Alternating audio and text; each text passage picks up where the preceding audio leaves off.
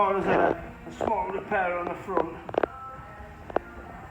and there was some cracks and bits and bobs on the door. They've all been sorted.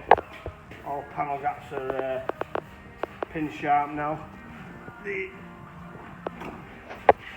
floor had a crack in it, and there was a bend in the outrigger, which is on the other video I'll send you, but it's all going back together quite well. Really pretty car. Someone's loved it. I mean, the rest of the cars are absolutely gorgeous. All the interior, all the seats and everything's bang on.